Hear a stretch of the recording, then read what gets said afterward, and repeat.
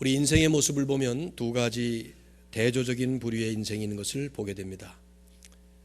어려운 악조건 속에서도 기가 막히게 멋진 인생을 사는 사람이 있는가 하면, 정반대로 화려한 조건 속에서도 평생을 초라하게 살다가 마지막 끝마침까지 초라하게 끝내는 인생이 있습니다. 저는 지난 여름 코스타 집회에서 가현욱이라는 분을 만났습니다. 아마 여러분이 모르실 거예요. 아직 이름 난 사람이 아니니까요. 아버지 어머니가 모두 다 시각장애인인 부모 밑에서 본인도 시각장애인으로 태어났습니다. 설명할 필요 없이 얼마나 어려웠겠나 짐작할 수 있을 텐데, 가계가 너무 어려워서 7살 때부터 고아원에 보내져서 살기 시작했고, 말할 수 없는 어려운 그 고난 속에서 살아왔지만은 그분은 늘 공부하고 싶은 열망이 컸답니다. 앞이 보이지 않는데. 그래서 고아원 친구들이 연거푸 자살을 할 때마다 오히려 더 열심히 공부를 해서 98년도에 연세대에 입학을 했고, 또 열심히 공부를 해서 졸업한 후에 지금은 장애인들을 위한 컴퓨터 프로그램을 만드는, 한국 내에서는 손꼽히는 장애인용 컴퓨터 프로그래머가 되었습니다. 많은 그 프로그램들을 개발을 했어요. 이분이 시각장애인으로서. 시각장애인들을 위해서 화면의 내용을 읽어주는 스크린 리더, 또 컴퓨터상의 문자를 점자로 변환해주는 점자 번역 프로그램, 시각장애인 전용 웹 전자 게시판 시스템 등등 이 많은 좋은 프로그램들을 많이 만들어냈습니다. 현재는 가까운 피츠버그 대학의 재활공학 박사과정을 마치고 이제 좀 있으면 학위를 받을 것이라고 합니다. 이분이 코스타에서 본인이 어떻게 예수님을 만났는지, 또 그 예수님께서 자신을 어떻게 고난 속에서 인도해 주셨는지 간증을 할 때 청중들 모두에게 큰 감동과 눈물을 나게 했습니다. 제가 꼭 한번 우리 교회에 오셔서 말씀을 전해달라고 부탁을 드렸고, 가을에 가능하면 한번 우리 새생명 축제 때 지금 모시려고 합니다. 날 때부터 시각장애인으로 태어났습니다. 형언할 수 없는 어려운 조건 속에서 끊임없는 고난을 겪으면서도 자신의 장애를 극복할 뿐만 아니라 동일한 장애를 겪고 있는 장애우들을 위해서 좋은 발명품들을 만드는 일을 사명으로 삼고 있는 참 놀랍도록 빛나는 인생을 사는 사람이었습니다. 그런가 하면 정반대의 인생을 사는 사람들도 있습니다. 눈부시게 화려한 조건을 가지고 태어나서 정말 평생 그 축복을 누리며 살 수 있음에도 불구하고, 축복을 누리는 것은 고사하고 초라한 인생 살다가 초라하게 끝나버리는 그런 사람들이 있어요. 평생을 잘 못 살 뿐만 아니라 마지막 죽는 순간까지도 형편없는 모습으로 마감을 하는 그런 사람들이 있습니다. 그 대표적인 인물 하나가 우리가 오늘 보게 되는 헤롯이라고 생각돼요. 헤롯은 한나라의 왕이었습니다. 고대 사회의 왕이라는 직분은 오늘날 그 어떤 최고 권력자보다도 더 막강한 권력을 손에 잡은 그런 사람이었죠. 그런데 그뿐만 아니라 하나님의 선택받은 영광스러운 하나님의 나라 이스라엘의 영광스러운 왕이었어요. 그래서 평생을 영광스럽게 살 수 있었고, 얼마든지 마지막도 영광스럽게 장식할 수 있는 그런 사람이었습니다. 그런데 그는 그렇지를 못합니다. 형편없는 삶을 살다가 마지막에 죽을 때 하나님의 심판으로 죽습니다. 그냥 죽는 죽음이 아니라 성경을 보면 벌레에게 먹혀 죽었다라는 이런 처참한 죽음 기록을 남기는 식으로 인생을 마감을 해요. 오늘 말씀은 이 헤롯의 죽음을 둘러싼 성경의 교훈을 함께 나누려고 합니다. 지난 두 번에 걸쳐서 사도행전 12장을 우리가 본 그 말씀을 여러분이 염두에 두시고 이 말씀을 함께 보셔야 되겠는데요. 베드로를 죽이려고 작정을 했던 이 헤롯은 바로 다음 날 이제 베드로를 감옥에서 꺼내서 죽이려고 하는데 보니까 베드로가 사라져 버렸습니다. 제 생각에는 상당히 당혹스러웠을 것 같아요. 보나마나 자존심이 상했을 것이고 분노가 치밀었을 겁니다. 그래서 애꿎은 보초들을 사형시켜 버렸어요. 죽여버리라고. 그리고는 자신의 궁전이 있는 가이사랴로 내려가서 머물게 됩니다. 우선 이런 질문이 들죠. 왜 계속해서 교회를 핍박하지 않았을까? 베드로를 놓쳤다면 다른 사도들을 붙잡아서 계속 죽였을 수 있었을 텐데, 글쎄요, 궁금하긴 하지만 성경이 말하고 있지 않기 때문에 우리가 별로 중요하게 여길 필요가 없을 것 같습니다.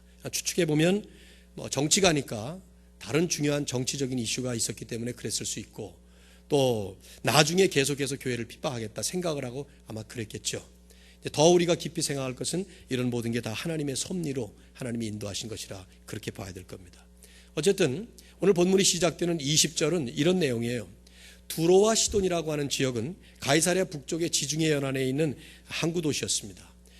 나는 것이 별로 없어서 식량 공급을 주로 헤롯의 영토인 유대에게서 받고 있었습니다. 특별히 갈릴리산 옥수수를 많이 수입을 하고 있었는데, 왜 헤롯이 이 지방 사람들에게 노여워했는지 성경에 나와 있지는 않지만 그냥 추측해 볼 때 아마 많은 식량을 공급받고는 내야 되는 지불해야 될 식량비를 내지 않았던가, 그런 여러 가지 이유 때문에 아마 헤롯의 노여움을 샀던 것 같아요. 아무튼 이 두로와 시돈의 사람들이 헤롯과 나빠진 관계를 개선하기 위해서 찾아왔습니다.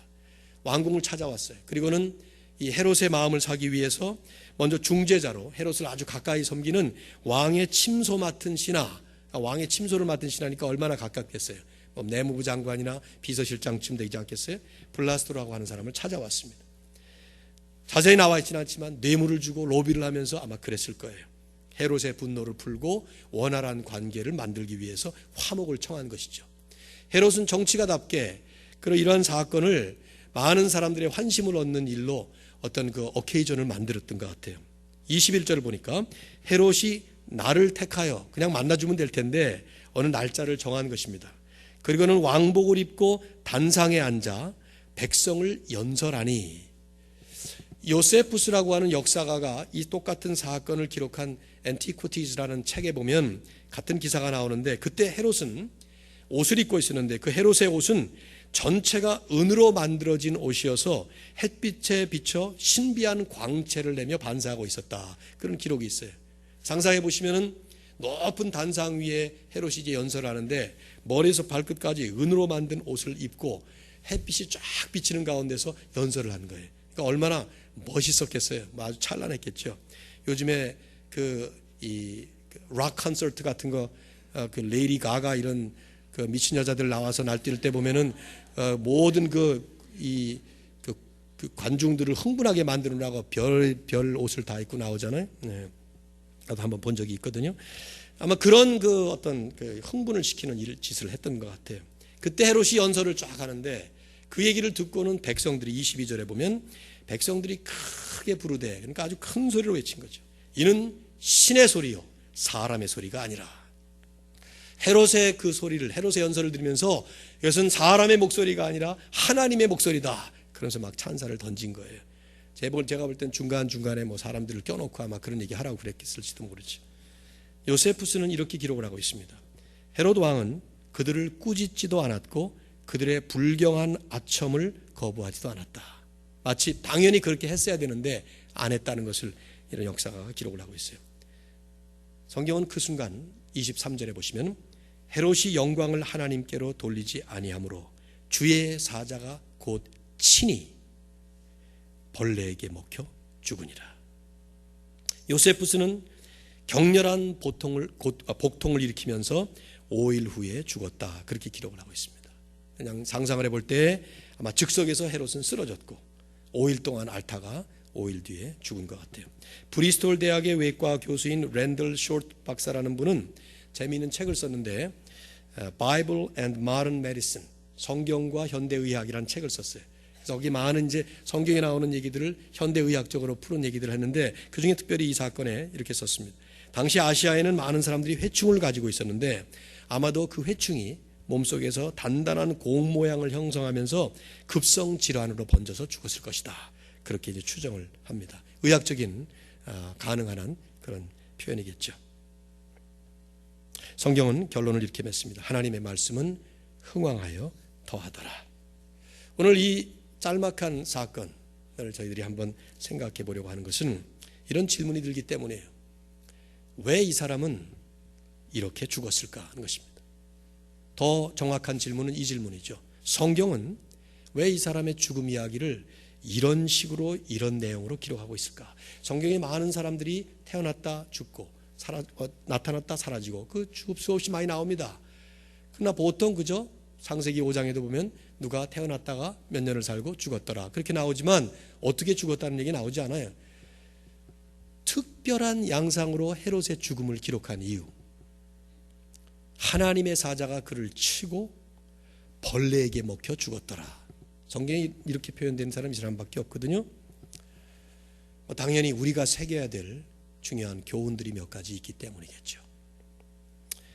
첫째로 이 사건은 하나님의 영광을 가리는, 더 정확하게는 하나님의 영광을 가로채는 죄의 심각성을 보여주고 있는 것입니다. 여러분 우선 주목할 사실은 이겁니다.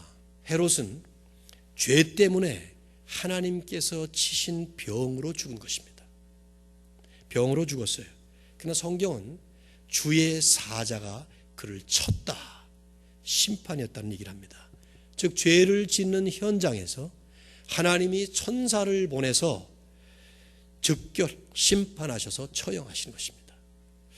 그 죄가 뭐냐 하는 건 조금 나중 문제고요. 우선은 그의 죽음이 죄 때문에 내려진 하나님의 벌이었다는 것이 중요해요. 이걸 우리가 유념할 필요가 있어요. 왜냐하면 그 당시 사람들은 그걸 몰랐기 때문이죠. 거기에 보고 있었던 사람들은 아마 요즘 같았으면 심장마비인가, 스트로크가 왔나, 이런 생각을 했을 거예요. 또 브리스톨 교수가 얘기했던 것처럼 회충이 그 안에서 갑자기 또 커져가지고 복통을 일으키며 죽었을 것이고, 요세푸스도 그냥 복통을 일으키다가 5일 만에 죽었다 기록하고 있지만 성경은 하나님의 사자가 내려쳤기 때문이고 그 결과로 그는 그런 병으로 벌레에게 먹혀 죽었다 하고 나오고 있습니다. 다른 사람들의 눈에는 단순한 병이지만 그러나 분명히 성경은 그의 죽음의 원인이 하나님께서 내리신 징계 때문이었다는 것을 말씀해 주고 있습니다. 이 말씀은 이런 뜻은 아니에요. 우리가 잘못할 때마다 또 죄를 지을 때마다 하나님께서 우리를 직접 징계하신다, 그런 뜻은 절대로 아닙니다. 그런 생각은 비성경적인 잘못된 생각입니다. 성경은 그렇게 가르치지 않습니다. 하나님은 우리를 이렇게 노려보고 계시다가 잘못하면 톡 때리고, 더 큰 잘못하면 더 때리고, 더 심한 잘못하면 확 죽여버리고 그러시는 분 아닙니다. 우리 하나님을 그렇게 무섭게 생각하지는 마십시오. 그러나 어떤 경우에는 우리들의 죄에 대해서 하나님께서 직접적인 징계로서 개인적으로나 집단적으로 재난을 내리실 수가 있습니다. 성경에 수없이 많은 예가 나와요. 이스라엘 백성들이 광야를 걸어갈 때, 출애굽을 해서 가나안 땅으로 갈 때 그들이 수없이 불평과 원망을 할 때 하나님은 종종, 매번은 아니었어요. 매번 그렇다면 살아남을 사람이 하나도 없죠. 종종 재난을 내리십니다. 그때 그것을 천재지변으로 보거나 자연현상으로 봐서는 큰일 날 일이었죠. 하나님이 내리신 징계였어요. 물론 사랑해서 채찍을 내신 거예요. 우리가 특별히 유념할 만한 예화 하나가 나오는데요. 요한복음 5장에 보면 베데스다라는 못가에 38년 된 병자가 있었어요. 38년 동안 거동을 하지 못하고 누워있던 병자였습니다. 간단하게 말씀을 드리면 예수님께서 오셔서 그의 병을 깨끗이 말끔히 치유하시죠. 그런데 예수님께서 치유하시고 나서 남기셨던 말씀을 우리가 유념할 필요가 있어요. 요한복음 5장 14절을 보면 이렇게 말씀을 하세요. 그 병자에게, 보라, 내가 나았으니 더 심한 것이 생기지 않게 다시는 죄를 범하지 말라. 이게 무슨 말이에요? 더 심한 것이 생기지 않게 다시는 죄를 범하지 말라. 영어 성경은 훨씬 더 자세하게 이렇게 말씀해요. NIV를 보면 Stop sinning or something worse may happen to you. 지금 짓고 있는 죄를 당장에 멈추어라. Stop sinning. 그렇지 않으면 something worse may happen to you. 더 심한 것이 생길 수도 있다. 즉 이 병자의 병은 죄와 관련된 병이었어요. 38년 동안 불구자로 살았던 그 사람의 병이 죄 때문이었다 이 말이에요. 무슨 죄인지 나와 있지 않지만, 그래서 그 병은 결국 죄 때문에 얻었기 때문에 병 치유를 받았지만 더 치유받아야 할 것은 바로 죄 문제라 이 말이죠. 주님은 말씀하신 거예요. 더 큰 것이 일어나지 않도록 죄를 짓지 말아라. 잘못하다간 더 큰 병 걸린다. 그런 말이죠. 우리는 살면서 수많은 종류의 재난들을 접합니다. 개인적으로 병에 걸리기도 하고 사고를 만나기도 하고, 집단적으로는 더 많은 일들을 우리는 지구촌 곳곳에서 일어나고 있는 것을 봅니다. 그때마다 우리는 남이 당한 재난을 보면서 저건 저 사람들이 죄를 지어서 저런 거야, 이렇게 말하면 안 됩니다. 아시아나 항공기가 떨어졌어요. 거기에 있는 307명이 전부 다 죄를 지어서 그랬다, 그렇게 말하면 안 될 겁니다. 남의 재난을 보면서 남을 정죄하는 일에 우리들이 사용해서는 안 되는 것이죠. 그러나 두 가지는 성경적으로 볼 때 균형 있게 생각할 필요가 있어요. 첫째는 혹시 그 재난이 그 가운데 우리가 모르는 죄 때문에 일어날 수 있다 하는 것입니다. 가능성. 두 번째가 더 중요해요. 만일에 내가 당하는 경우라면 이 재난 혹은 이 병이 영적인 이유 때문에 일어나는 것은 아닐까 하고 자신을 영적으로 돌아보는 기회로 삼는 것입니다. 왜냐하면 우리도 모르게 그 가운데 그럴 수 있기 때문입니다. 저는 지난주에 한 주 동안 원인 모를 기침 때문에 고생을 많이 지금도 하고 있어요. 목도 다 쉬었고요. 처음엔 감기인가 했는데 감기가 아니에요. 저는 감기 앓으면 목감기부터 오기 시작해서 두통이 있고 그다음에 몸살 나고 열 나고 그러는데, 이건 그냥 기침이 계속 마른 기침이 나서 밤에 1시간에 한 번, 30분에 한 번 밤잠을 자지 못하고 그냥 고생을 하면서 아침이 되면 목이 꽉 쉬어버리고, 오늘도 참 하나님이 설교할 수 있도록 해달라고 기도를 많이 하면서 나왔는데, 이 설교를 준비하면서 지난 한 주간 동안 하루 종일 혹시 내가 느끼지 못하고 알지 못하고 지나간 영적인 문제가 나에게 없는가, 그걸 생각하는 기회로 삼았어요. 기침이 날 때마다 알러지 약을 먹기도 하고 그랬지만 낫지 않는 걸 보면서 하나님께서 나에게 무슨 말씀을 하시는가, 그 하나님의 음성을 듣는 시간을 갖느라고 좋은 시간을 보냈습니다. 깨우침도 많았고요. 우리가 병들면 눕게 돼요. 주로 누워있을 때에 하늘을 바라보게 만드는 자세를 하나님이 많이 연구하셔서 아마 내 생각에는 하신 것 같아요. 병들은 사람이 펄펄 뛰어다니면서 날아다니는 사람들은 없을 것 같아요. 청년들이 어저께 축구했다고 들었지만 병들면 그렇게 날뛰지 못하죠. 그죠? 안 가봐서 알지만 다 눕게 돼 있어요. 그잖아요? 근데 그 누워있을 때 좋은 기회예요. 하늘을 바라보면서 하나님께서 내게 무슨 말씀을 하시는가 생각하는 것이죠.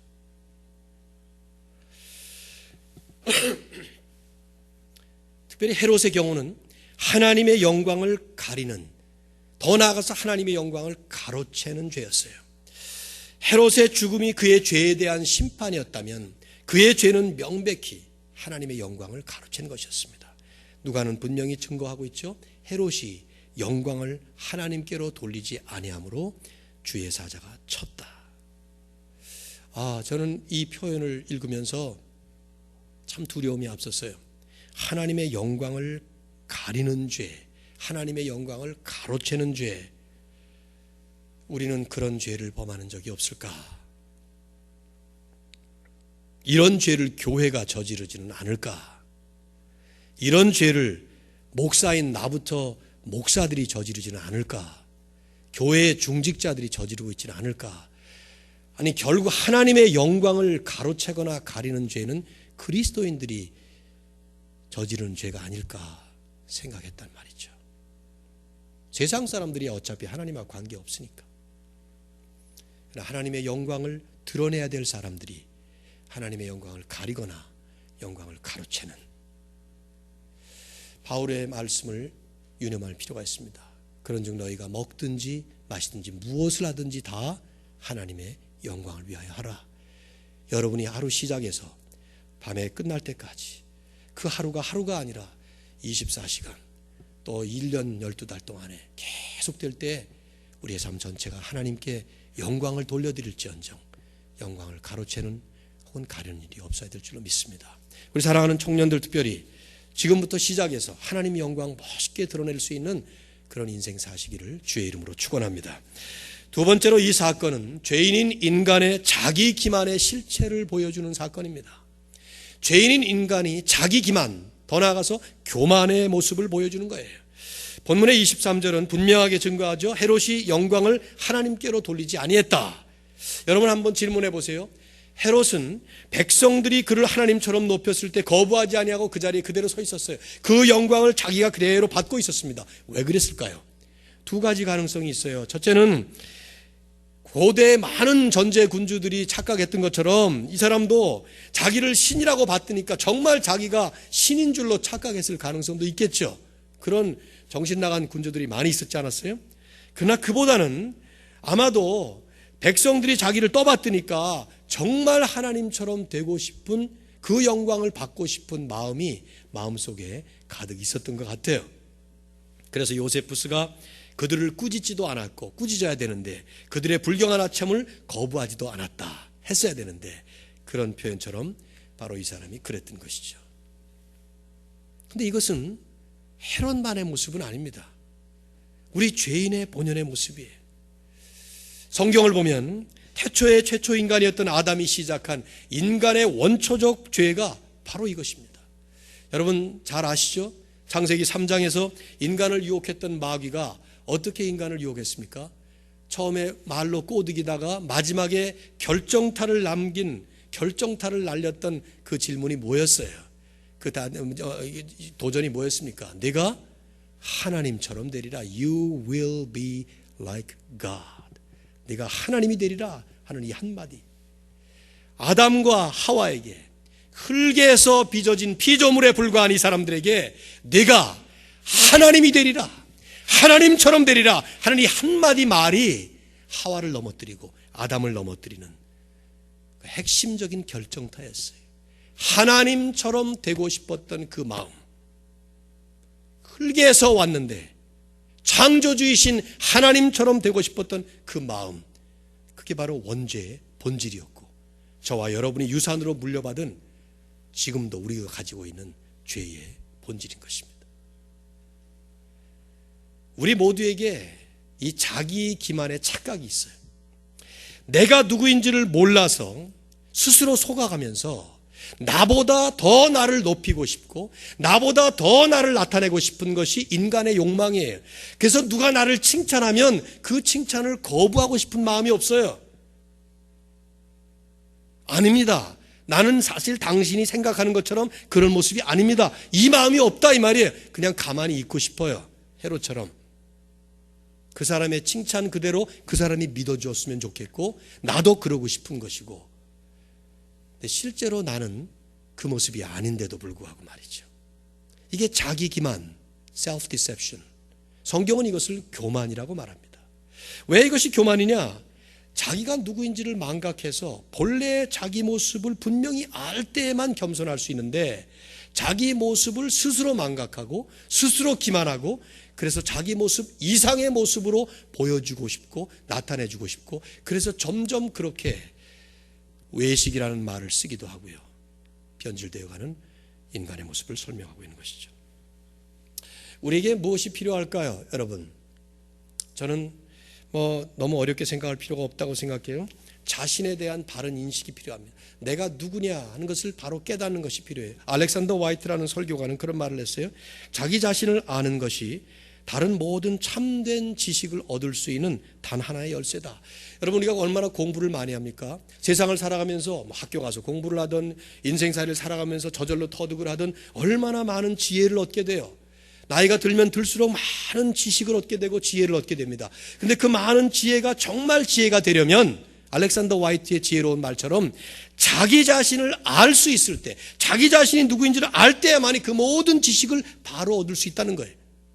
그런 말을 했어요. 하나님과 인간에 대하여, 구세주와 마귀에 대하여, 천국과 지옥에 대하여, 믿음과 소망에 대하여 이런 모든 종류의 중요한 지식에 대해서 얻을 수 있는 사람은 자기 자신을 아는 사람, 그 사람만이 얻을 수 있는 축복이다. 자기 자신을 모르고 많은 지식만을 축적하게 되면 그거야말로 교만해지는 것이죠.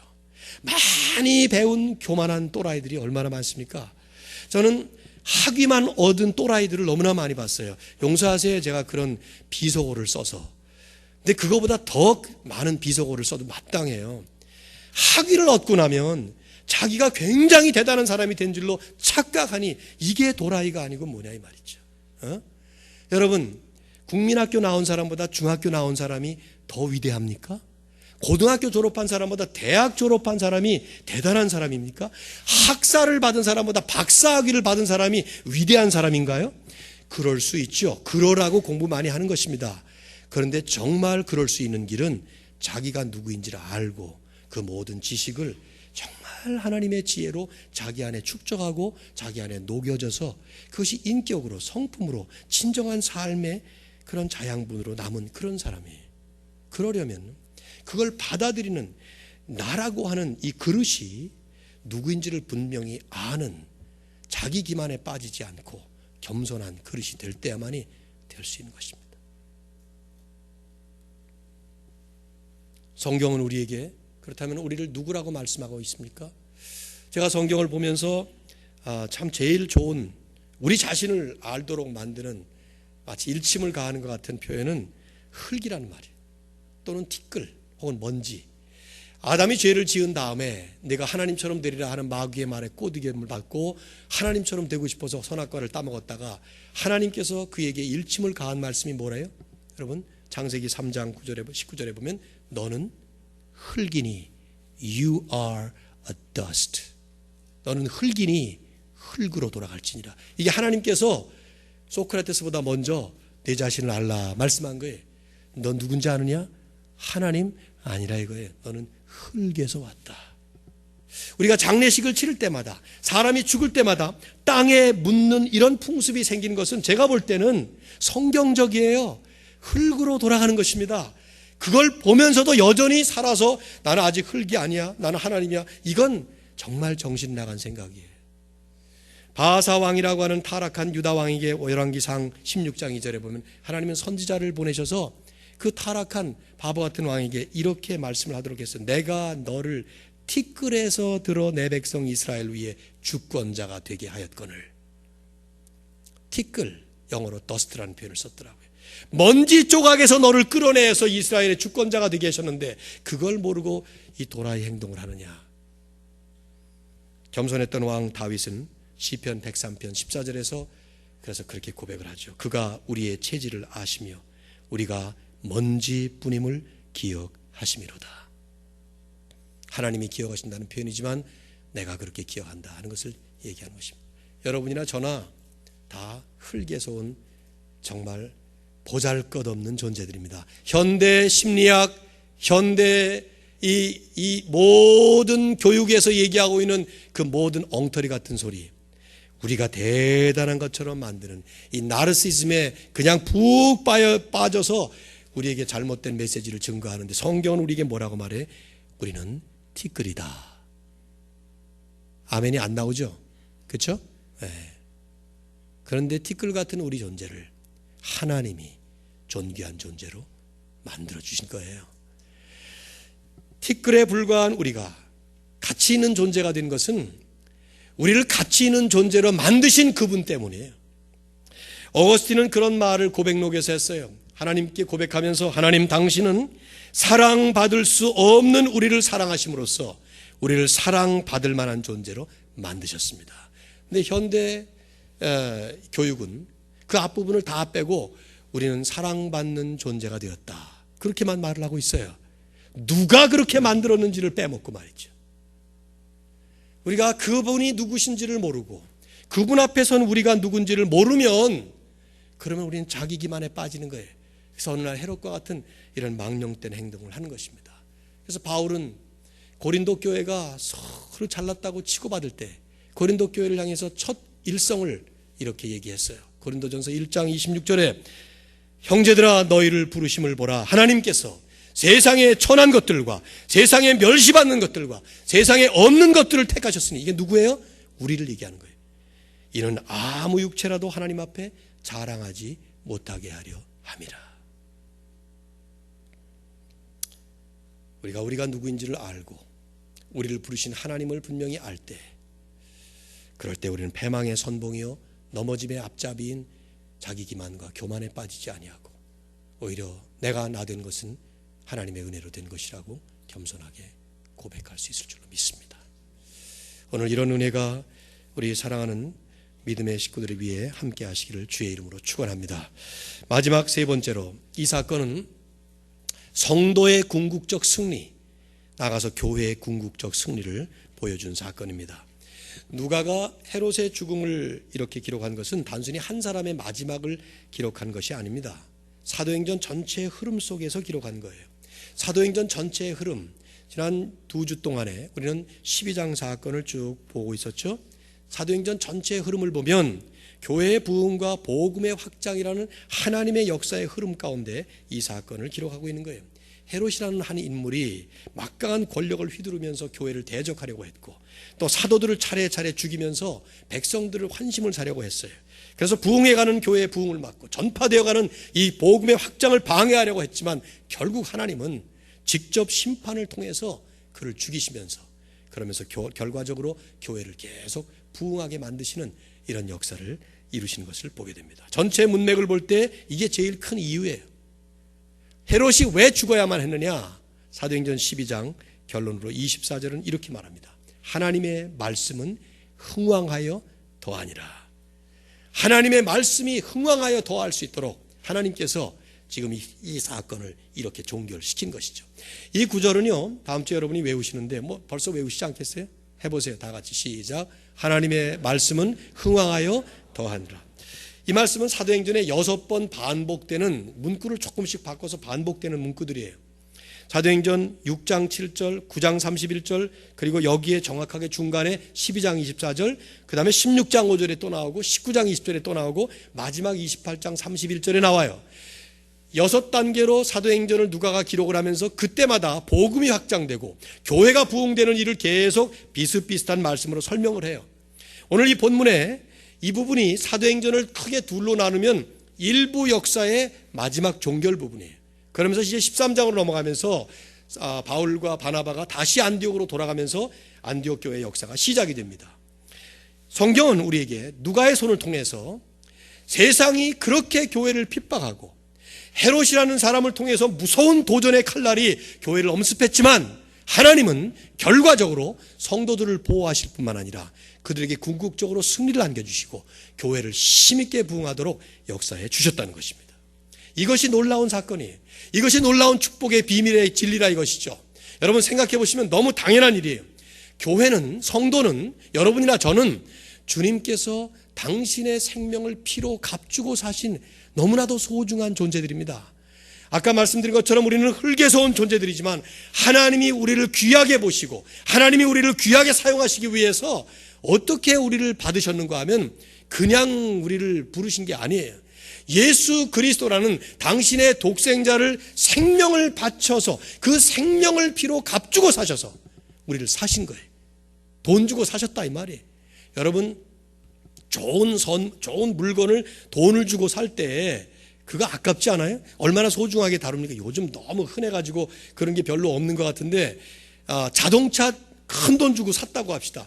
처음에 얼마나 그냥 닦고 왁스칠하고 그럽니까? 좀 있으면 금방 이제 내버려 둘 걸 말이죠. 집 큰 돈 주고 사보세요. 처음에 그 조그만 흠 날까봐 별짓을 다 하고 그러지 않아요?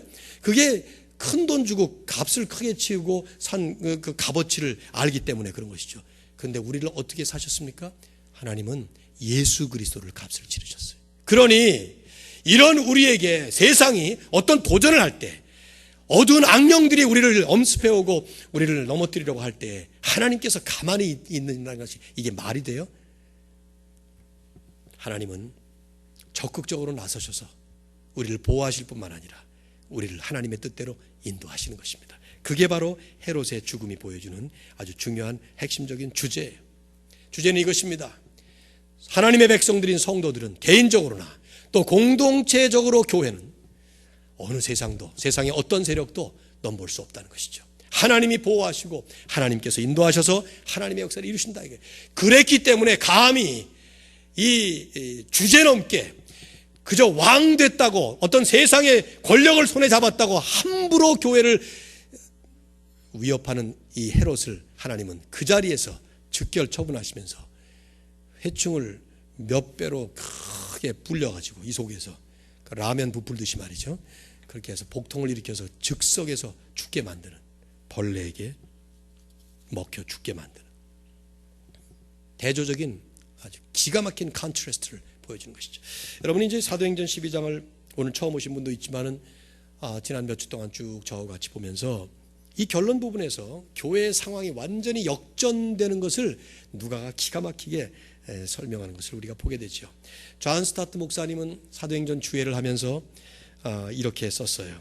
너무 잘 그분이 말씀하셨기 때문에 제가 그냥 인용을 하겠습니다. 번역을 해서 누가는 기가 막힌 예술적 기교로서 교회의 상황이 완전히 역전된 것을 묘사하고 있다. 12장 첫 부분에서 헤롯은 교회의 지도자들을 체포하고 핍박하면서 광포하게 날뛰며 시작하지만 끝에 가서는 병들어 죽어버리고 만다. 12장의 시작은 야고보가 죽고 베드로 사도가 감옥에 갇히고 헤롯이 승리한 것으로 시작되는 듯 보였지만 결국 헤롯은 죽고 베드로는 자유롭게 풀려나고 하나님의 말씀은 승리한 것으로 끝이 난다. 바로 이것이 하나님의 능력이다. 하나님의 능력은 사악한 인간의 계획들을 뒤엎으시고 대신 하나님 자신의 계획을 성취시키는 것이다. 폭군들은 잠깐은 교회를 억압하고 복음 전파를 방해하며 뽐내도록 허용될 수는 있지만 결코 오래 지속되지는 못한다. 결국 그들의 왕국은 무너지고 그들의 교만은 수치를 당하게 될 것이다. 그렇습니다. 헤롯과 세상이 복음을 짓누르려 했지만 오히려 하나님의 말씀은 흥왕하여 더해졌습니다. 헤롯과 세상이 교회를 짓밟으려 했지만 오히려 하나님의 교회는 왕성하게 부흥해가게 됩니다. 즉 인간의 방해가 그 어떤 악령들의 세력이 하나님의 계획을 좌절시키지 못하고 오히려 하나님은 교회를 부흥시키시고 하나님의 백성들을 힘있게 세우셔서 주님의 역사를 이루시게 되는 것입니다. 여러분, 그렇기 때문에 우리가 해야 될 일은 잠깐 겪는 현상이나 그런 그 과정 속에서 낙심하거나 실망하지 말아야 돼요. 조금 우리가 낙심적인 상황을 겪는다 해도 궁극적으로 하나님은 우리를 보호하실 뿐만 아니라 ultimate victory, 마지막 승리를 하게 만드신다니까요. 그게 하나님이 하시는 섭리예요. 바울이 그 말씀을 로마서 8장에서 얼마나 멋있게 말했어요. 만일 하나님이 우리를 위하시면 누가 우리를 대적하리요. 번역이 조금 미흡해요. 만일이라는 말을 빼버리시고 하나님이 우리를 위하시니 이렇게 번역했어요. 하나님이 우리를 위하시니 누가 우리를 대적하리요. Who can be against us? 하는 말씀. 환난이나 곤고나 핍박이나 기근이나 적신이나 위험이나 칼이랴 우리가 이 모든 일에서 이러면 그 다음에 나와줘야 되는데 넉넉히 이기느니라. 넉넉히 간신히 이기느니라가 아니라 넉넉히 이기느니라. 우리 하나님은 하나님의 백성들을 그렇게 인도하셔서 주님 영광을 위해서 궁극적 승리를 안겨주실 것입니다. 저는 목회를 하면서 지난 30년 동안 점점 더 시들어가는 이 교회 부흥의 문제점, 그리고 오늘 현대 교회와 우리들의 모습, 초대교회에 비교할 때마다 특별히 낙심적인 상황이 계속 전개되는 것을 보면서 낙심될 때가 참 많이 있었습니다. 지금도 그렇습니다. 그러나 그때마다 돌아가게 되는 것은 하나님의 역사이고 하나님의 섭리예요. 궁극적인 승리를 안겨주실 뿐만 아니라 그 일을 향해서 끊임없이 우리를 인도하실 하나님의 섭리라 이것이죠. 세상이 아무리 무너질 것 같아도, 교회가 아무리 패배하는 것 같아도, 그래서 세상의 질타를 받고 비난의 화살을 끊임없이 받고 있지만 한국교회가 망할 것 같지만은 그러나 하나님의 역사와 복음의 역사는 계속될 것입니다. 하나님은 그 일에 저와 여러분을 부르셨고 우리 교회도 계속해서 사용하실 줄로 믿습니다. 이 일에 놀랍게 쓰임받을 수 있는 주님의 영광을 계속 드러내실 수 있는 우리 모두가 될 수 있기를 주의 이름으로 축원합니다. 기도합시다.